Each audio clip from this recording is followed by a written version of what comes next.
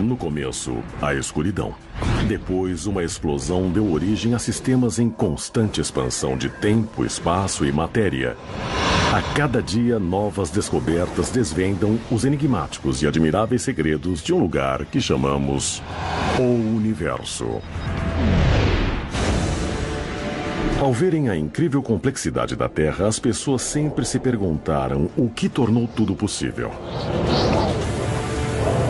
Que fogo divino inspirou as equações da física? As religiões há muito fornecem a explicação espiritual de que Deus criou o universo. Mas não estará a ciência começando a achar sinais que afastam essa hipótese? Ou a física nos diz que não foi necessário haver um criador? Stephen Hawking e eu dizemos no livro O Grande Projeto que o universo pode ter vindo do nada. Vamos partir para uma pesquisa científica por Deus no universo.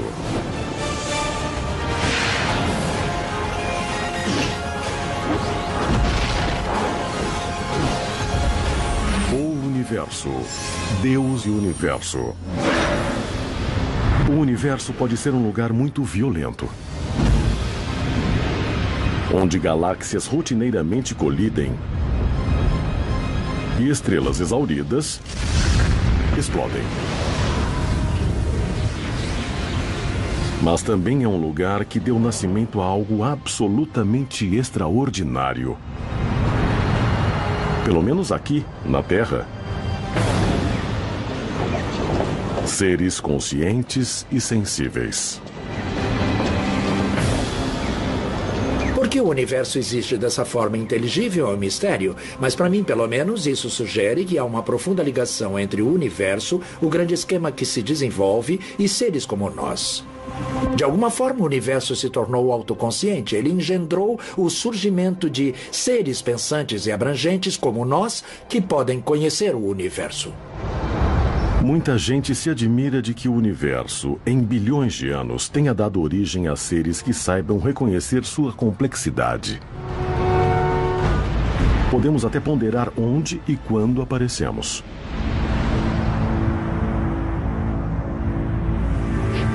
Mas na aurora da história, as pessoas pensaram que sabiam a resposta a essas questões profundas. Os antigos viam o mundo como um globo de neve. A Terra era essencialmente plana, como um disco, coberto por um domo, que nós chamamos em português de firmamento. E no firmamento estavam pendurados estrelas e planetas. Quase todas as culturas antigas acreditavam que o universo existia em um domo similar a esse. E nunca questionaram quem o havia criado.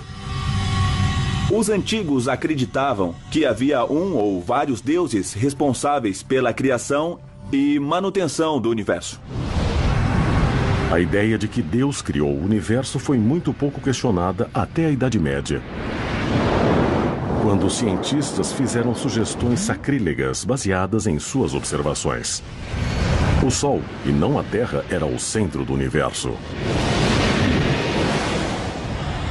Foi uma mudança de paradigma. Já havia outra maneira de explicar os fenômenos naturais que nos cercavam pela ciência.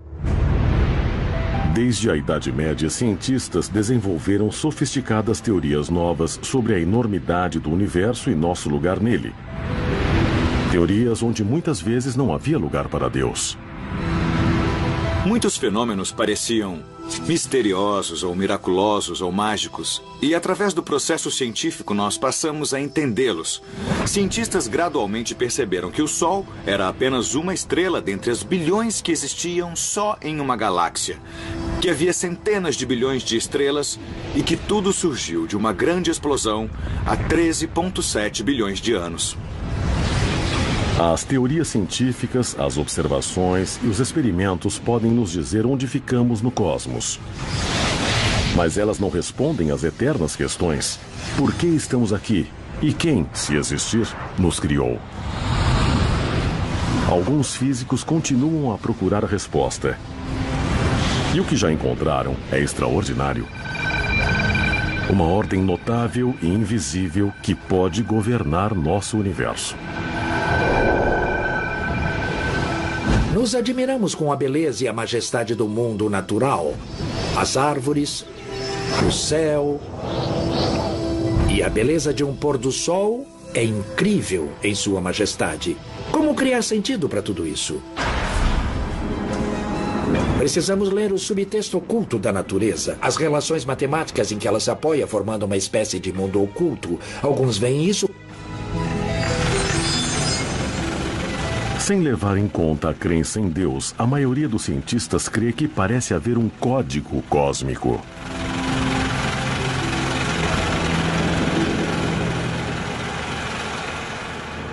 Tudo no universo é determinado pelas forças fundamentais da natureza.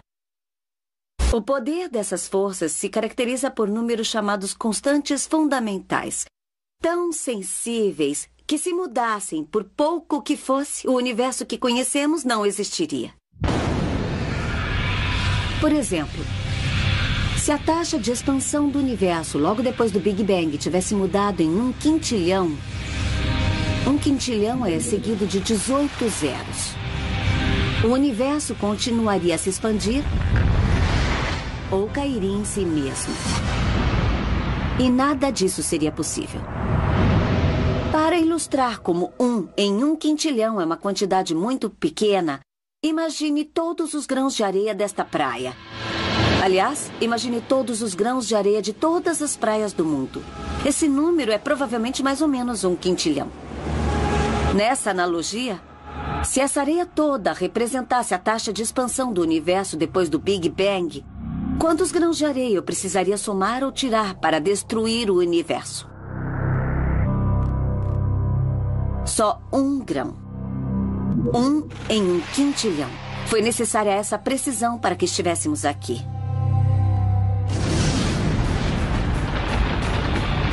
Mas apesar de o Big Bang estar perfeitamente calibrado, a vida inteligente jamais teria se formado se a matéria tivesse se espalhado por igual no universo. Se tivesse sido uniforme, não teria havido partes maiores que gravitariam para formar estrelas e galáxias. Então precisamos de pequenas irregularidades na distribuição da matéria pelo universo. Se elas tivessem sido muito menores, estrelas e galáxias não teriam se formado. E se tivessem sido muito maiores, tudo teria entrado em colapso em buracos negros. Mas mesmo com a distribuição certa da matéria pelo universo, a vida jamais teria se formado sem uma complexa série de processos dentro das estrelas que converteram hélio e hidrogênio em elementos mais pesados, como o carbono, que formam a base de todos os seres vivos. Algumas estrelas explodem, fornecendo matéria-prima para a formação de novas estrelas, planetas e, afinal, a vida.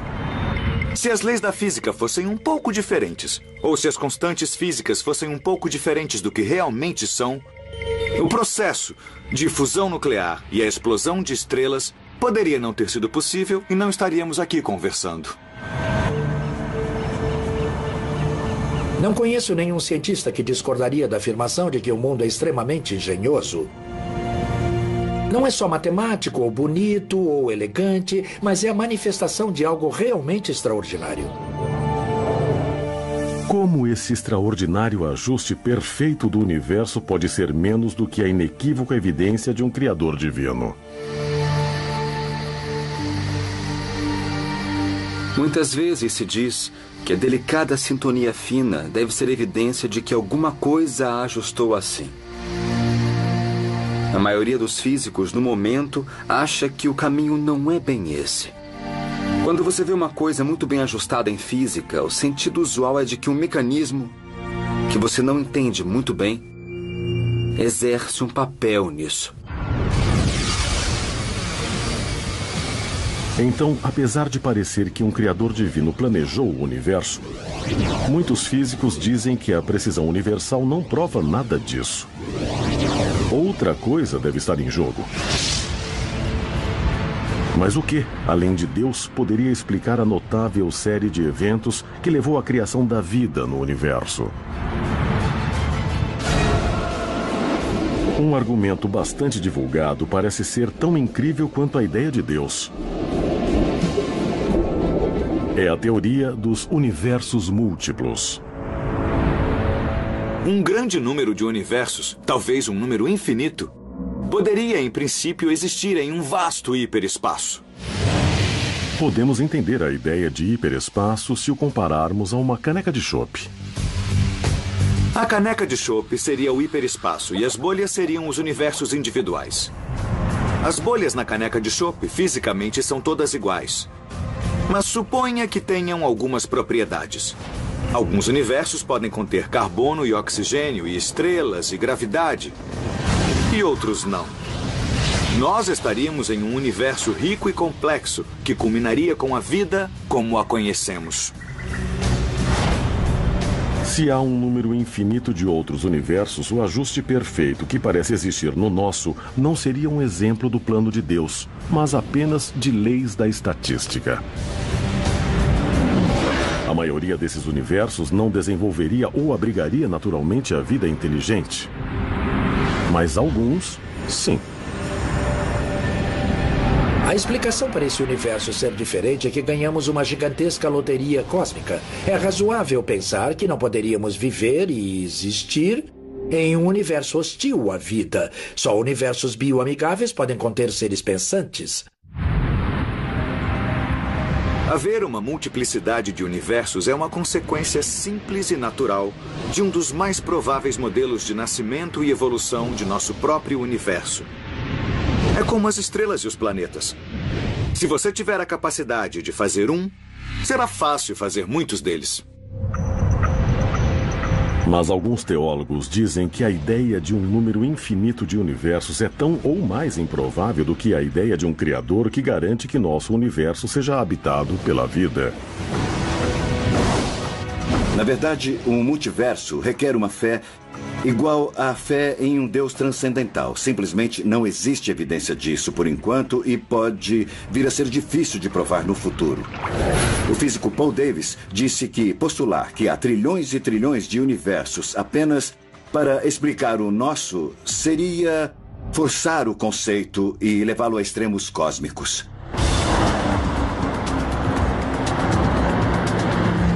O debate sobre a questão de Deus no universo pode logo entrar em uma fase explosiva.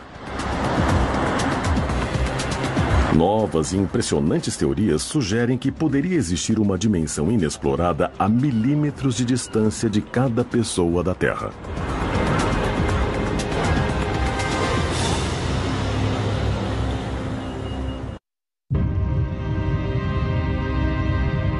Enquanto a procura por Deus no universo esquenta, alguns cientistas trabalham no desenvolvimento de uma teoria que está sendo chamada de Santo Graal da Física. É uma teoria que explicaria tudo do universo, inclusive como ele começou. Chama-se Teoria das Cordas. A teoria das cordas é uma tentativa ambiciosa de puxar todos os temas separados da física e juntar todos em uma grande teoria unificada. Como ela promete responder a quase todas as questões da física, será a teoria das cordas capaz de nos dizer se houve um criador transcendental ou se só as leis da física deram nascimento ao universo? Ela nos leva um nível adiante. Sempre que encontramos novas ligações das coisas, descemos um nível e chegamos mais perto da explicação total. E quando chegarmos à descrição completa do universo, não haverá muito mais para onde ir. Quer a teoria das cordas nos leve a Deus ou não, ela já oferece sugestões muito atraentes sobre dimensões nunca exploradas, que os humanos nunca detectaram. A ideia básica da teoria das cordas é de que há blocos fundamentais de energia, que poderiam se chamar cordéis, que vibram de maneiras diferentes. E os vários modos de vibração correspondem a diferentes tipos de partículas fundamentais que observamos no universo. Segundo a teoria, essas cordas infinitesimais são os blocos fundamentais que constroem a energia e a matéria. Mas a matemática por trás da teoria sugere uma conclusão surpreendente. A corda deve vibrar não só nas 3 dimensões que vemos, mas em um número maior. E daí a questão: onde estão tantas dimensões extras? Alguns físicos acreditam que as dimensões podem ser tão pequenas que podemos nunca conseguir detectá-las. Mas outros dizem que algumas delas podem estar fora do nosso universo, no chamado superuniverso. É bem possível que nosso universo, as 4 dimensões facilmente observáveis, seja como uma membrana em um superuniverso multidimensional. Em teoria, o superuniverso multidimensional poderia existir a milímetros de nós, porque está em uma dimensão diferente. Mas como ele pode existir perto de nós sem que saibamos? E no que isso implica quanto à existência ou à não existência de Deus? A astrônoma Laura Denley vai demonstrar isso no mundo tridimensional da altura, largura e profundidade. Ela vai se comunicar com o físico Alex Filipenko, que está em uma tela de TV com apenas 2 dimensões: altura e largura. Alex? Alex não pode ver Laura porque está preso em 2 dimensões. Ele não tem a dimensão da profundidade que o ligaria ao mundo de Laura. Ele não pode ver nada na frente dele nem nada atrás, porque no universo bidimensional dele não há na frente e atrás. Eu, por outro lado, posso ver atrás de mim e vejo o Alex naquela tela. E ela também pode ouvir o que Alex diz. Se as leis da física fossem limitadas a funcionar em um certo número de dimensões, não poderíamos fisicamente ver ou tocar ou experimentar uma dimensão perpendicular às outras dimensões. Então, por exemplo, suponha que nosso universo hipotético fosse só a superfície, a tela da televisão. Você poderia ir para cima, para baixo, para a esquerda ou direita ou qualquer combinação desses movimentos, mas não poderia ir para dentro ou para fora. Essa dimensão seria matematicamente descritível, mas seria uma dimensão fisicamente inacessível. Alex!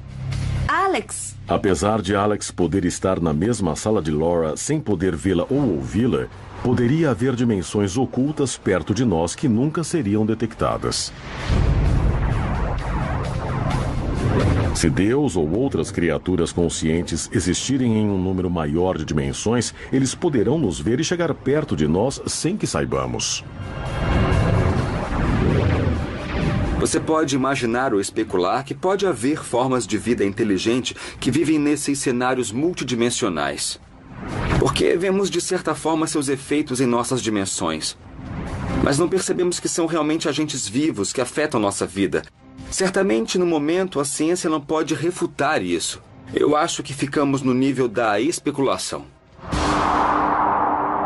A teoria das cordas diz que nosso universo se estende em outras dimensões, mas não diz que nada em particular viva nessas outras dimensões. Não há um velhinho barbado criando o universo ou puxando as cordas. Teólogos argumentam que não encontrarão Deus na realidade de 11 dimensões, predita pela teoria das cordas, porque ele transcende o superuniverso. Escondida nas 11 dimensões da teoria das cordas, há uma quantidade imensa de ajustes perfeitos. Mas escondida nas 11 dimensões da teoria das cordas, não existe uma realidade incondicional, completamente inteligível e também irrestrita e continuamente criativa. No entanto, alguns cientistas creem que mesmo que Deus não exista no superuniverso, a causa do Big Bang pode existir. Existe uma hipótese de que o Big Bang aconteceu quando 2 membranas paralelas colidiram uma com a outra em um hiperespaço multidimensional. Pessoalmente, não endosso essa hipótese, mas acho a ideia interessante.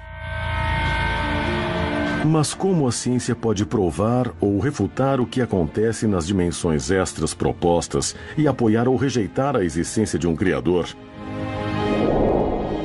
quando nós estamos destinados a ficar em nosso mundo tridimensional.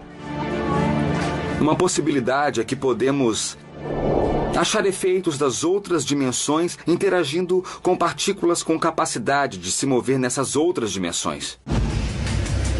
Para achar matéria que se move em mais dimensões, os cientistas construíram enormes aceleradores que façam colidir partículas subatômicas a tremendas velocidades. Mas os aceleradores de partículas podem fazer algo mais surpreendente, algo que parecia impossível há apenas alguns anos.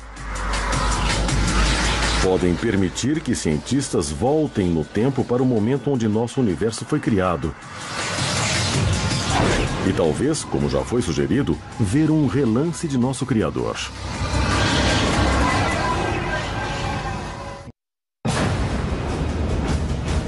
Para ajudar a determinar se Deus ou as leis da física sozinhas criaram o universo, os cientistas vão usar um acelerador de partículas de bilhões de dólares para voltar no tempo para perto do momento da criação. Para realizar esse feito notável, os físicos vão impulsionar partículas subatômicas em sentidos opostos em uma enorme pista oval. Quando as partículas de matéria chegarem quase à velocidade da luz, os cientistas vão fazê-las colidir. Mas como essas violentas explosões podem fazer com que os cientistas olhem para trás e tenham uma visão do passado que esclareça a questão de Deus? O que o acelerador de partículas faz é nos levar além da órbita da teoria e nos dar acesso direto à física que prevaleceu na primeira fração de segundo depois do Big Bang. Essas colisões de alta energia das partículas elementares usadas nos experimentos geram energia o suficiente para criar, por um momento, as condições do primeiro instante do universo. E depois podemos estudar o momento da criação usando as leis da física. A enorme energia gerada na colisão das partículas é uma versão microscópica das condições de superaquecimento que existiam logo depois do Big Bang.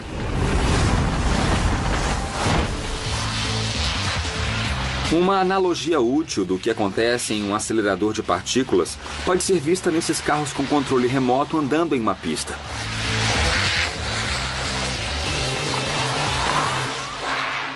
Eu estou em uma pista de corrida com um perito, Dana Smeltzer, que me ensinou a usar o controle remoto para dirigir os carros pela pista.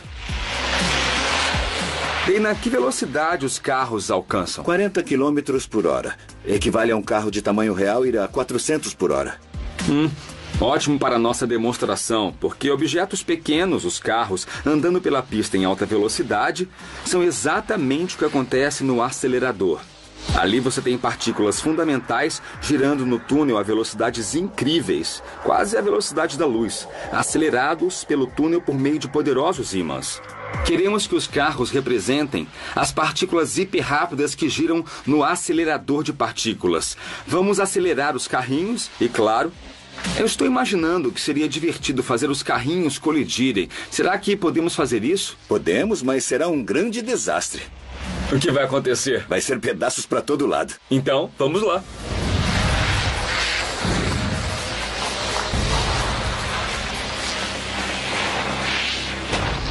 Oh, que beleza!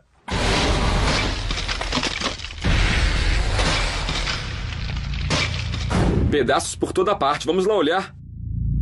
Muito legal. Ah, nossa. Temos pedaços de vários tamanhos. Muitos pedaços. A energia criada na colisão imediatamente desmancha o carro em dezenas de pedaços. Quando a explosão é amplificada exponencialmente em um acelerador de partículas, cria-se tanta energia que por uma fração de segundo as condições do local da colisão se parecem com as do momento da criação do universo. E os cientistas podem ver a mão de Deus começando tudo. Você realmente entrevê como o universo era logo ao nascer. Você entrevê a criação. Nós podemos ver como as coisas se tornaram o que são através da física que acontecia há bilhões de anos. Então é como remontar a própria criação. Recriar uma pequena parte dela em um experimento nos permite ver o momento da criação e ver que as leis da física podem nos dizer o que aconteceu. Do mesmo modo que vemos aqui o resultado da colisão e podemos usar as leis da física para imaginar como os carros colidiram e de que os carros eram feitos.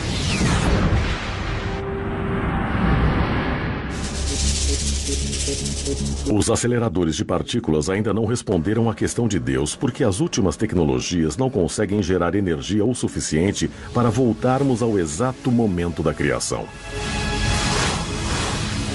Até aqui, os cientistas alcançaram a fração de segundo depois do Big Bang, sem achar nada que não pudesse ser explicado pela física.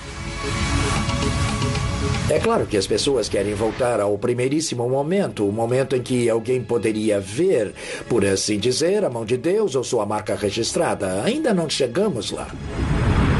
Após todos os experimentos e observações que fizemos, não houve uma só exceção às leis da física. Então eu acho que podemos afirmar que milagres não acontecem e que tudo pode ser explicado pelas leis da natureza. Bom, até esta altura, não se descobriu nada que não pudesse ser explicado pelas leis da física.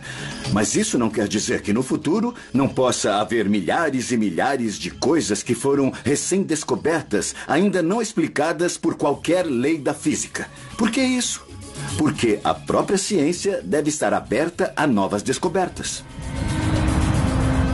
No entanto, se os cientistas são capazes de usar as leis da natureza para explicar tudo, vamos poder, um dia, entender em termos científicos conceitos como alma, consciência, céu e inferno? Provavelmente é pedir demais à ciência que um dia ela ache soluções e equações que representem o céu ou o inferno ou qualquer outra de nossas lendas mitológicas antigas. A coisa será bem mais sutil do que isso.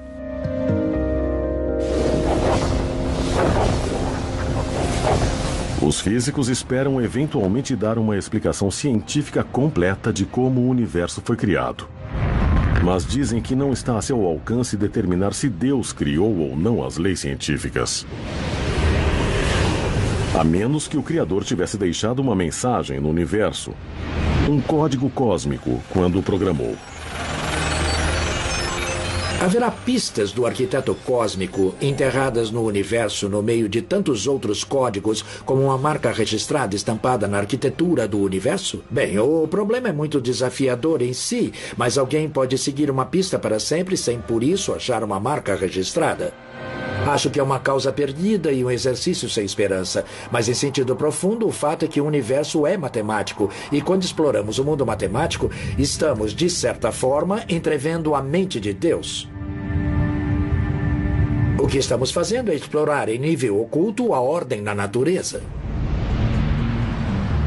Mas um dos mais respeitados cientistas do mundo recentemente chocou o planeta quando disse que explorou a origem oculta da natureza e achou provas matemáticas de que Deus não precisa existir.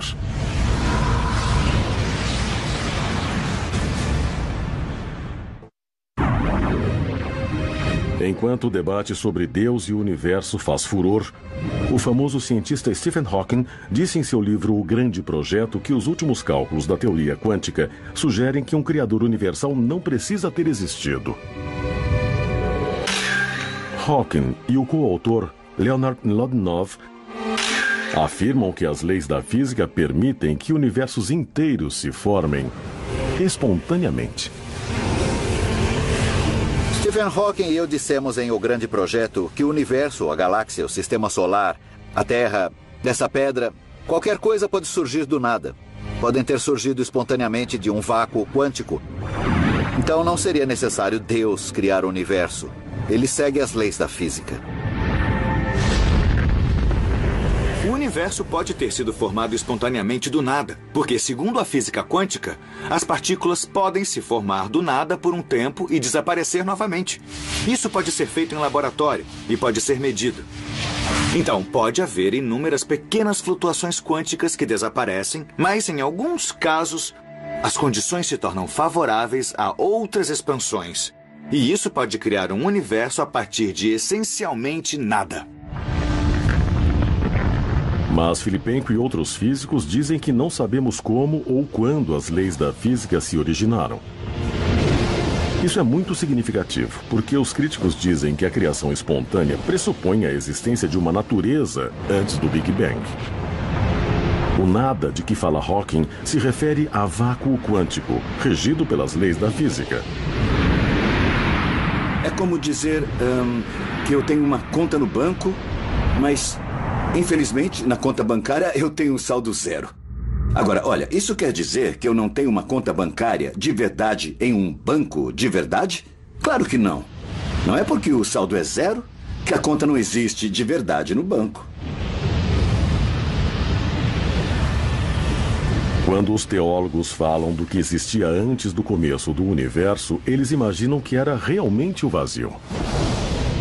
Se o universo não fosse nada, isso implicaria dizer que algo além do universo, algo que fosse transcendente a ele, teria criado o universo, tirando-o de nada para alguma coisa que antes era nada.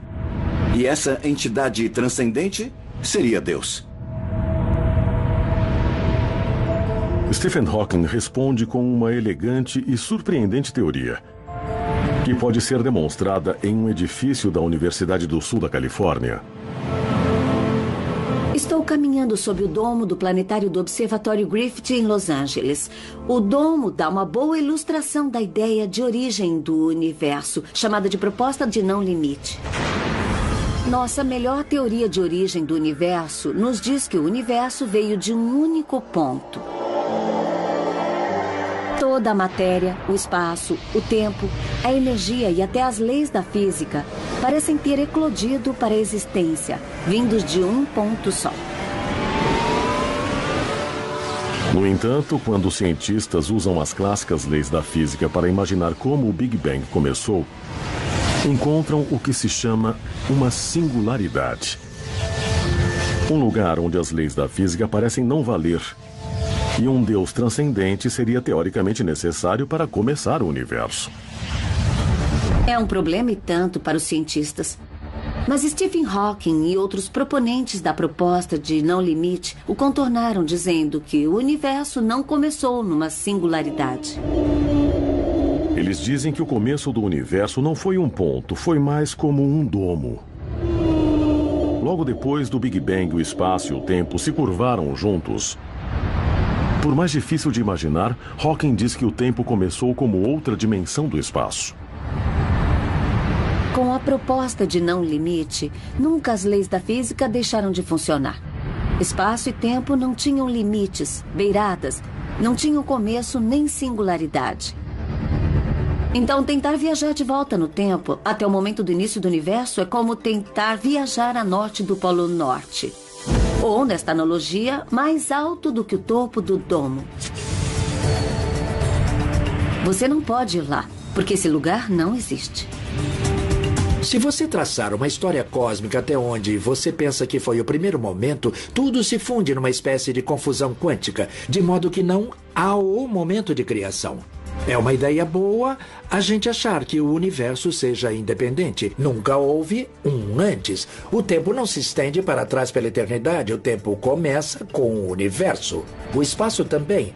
Mas de tal maneira que não há um primeiro momento singular.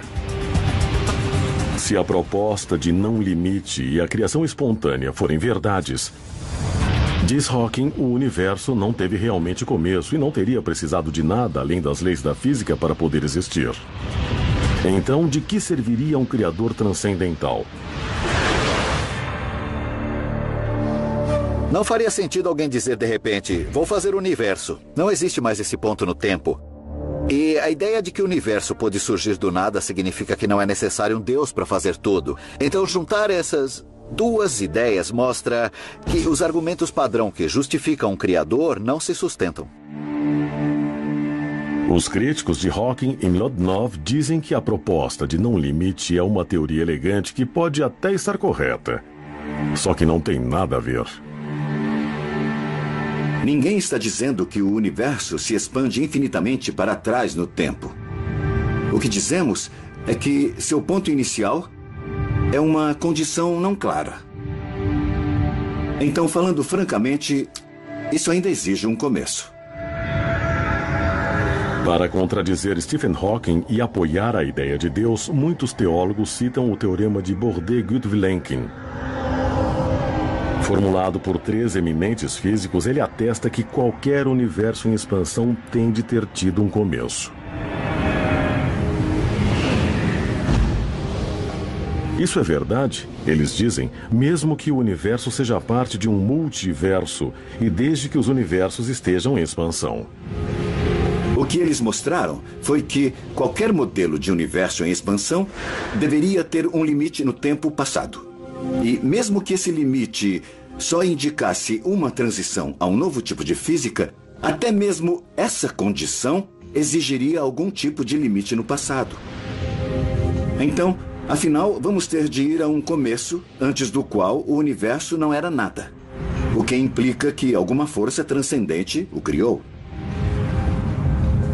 Com cada lado dessa discussão citando suas complicadas evidências matemáticas sobre um possível começo e um possível criador, quais equações estão certas? Stephen Hawking expressa isso muito bem. Temos várias descrições matemáticas de mundos possíveis.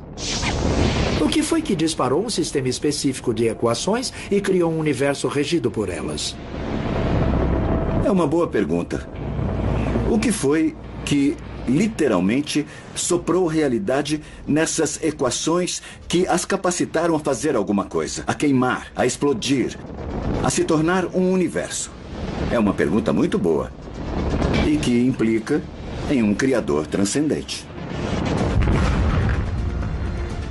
O debate a respeito de se um Deus transcendente ou se as leis da física sozinhas inspiraram o universo continuará até acharmos evidências definitivas de um ou outro. Mas alguns físicos acenaram com uma intrigante terceira possibilidade. Por mais estranho que pareça, eles dizem que o universo pode ter sido criado por uma espécie alienígena tão avançada que se tornou indistinguível da própria natureza.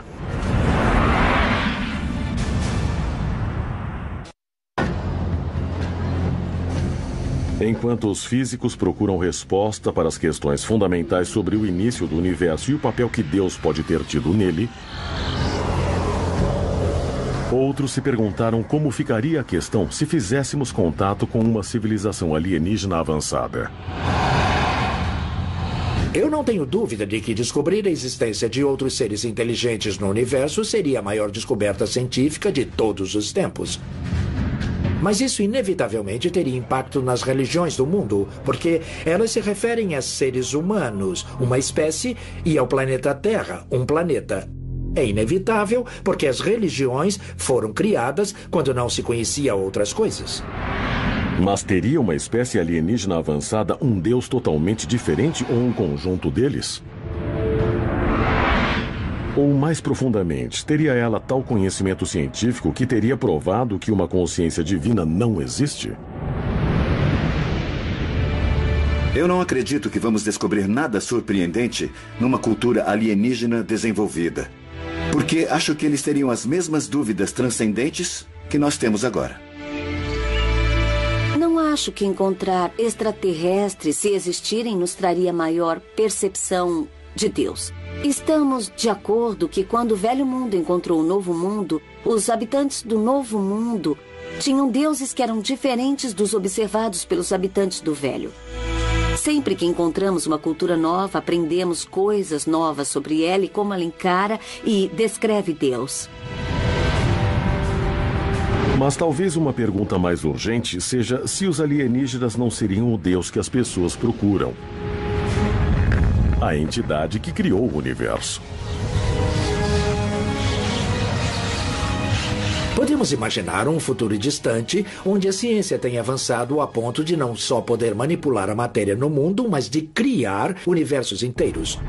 Poderíamos desenhá-los e criá-los como quiséssemos, e se essa manipulação se estendesse ao ponto de escolhermos as próprias leis da física, poderíamos fazer universos de um tipo que talvez nunca tenha existido antes. Poderíamos fazer um universo original. Isso é pura especulação, mas não está tão distante assim do que a teoria das cordas prediz.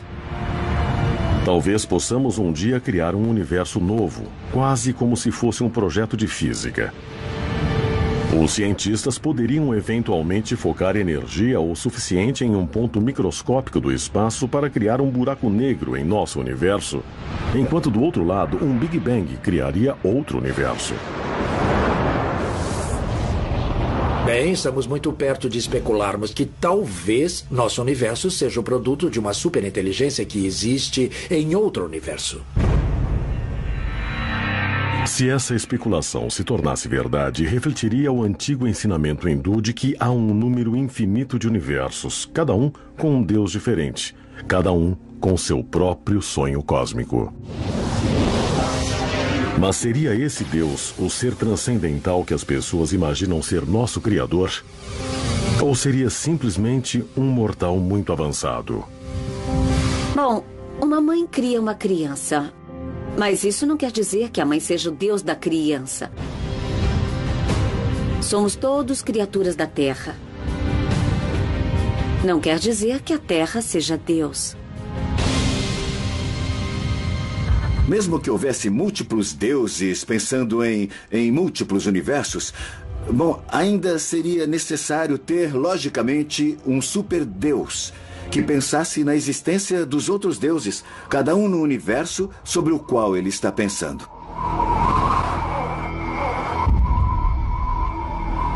É claro que o famoso ensinamento hindu prossegue dizendo que tudo pode ser revertido.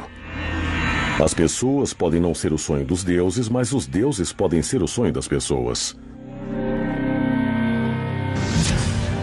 Essa é a questão fundamental que as pessoas tentam responder.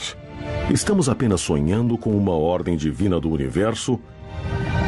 Ou a ordem divina nos conduz a isso? No fim, o ponto é: se não houver meios científicos de testar a hipótese por experimentos de observações, nós não temos realmente uma hipótese científica. E então, já que a questão da origem e a questão do Criador é uma questão que nós não podemos testar, ela não é uma questão científica. A ciência não pode refutar algo que esteja além do nosso universo. Isso pela simples razão de que a ciência pega os seus dados dentro do próprio universo. Isso, então, equivale a dizer que, bom, um desenho animado qualquer resolve usar os dados do próprio desenho para refutar o próprio desenhista. Simplesmente não pode ser.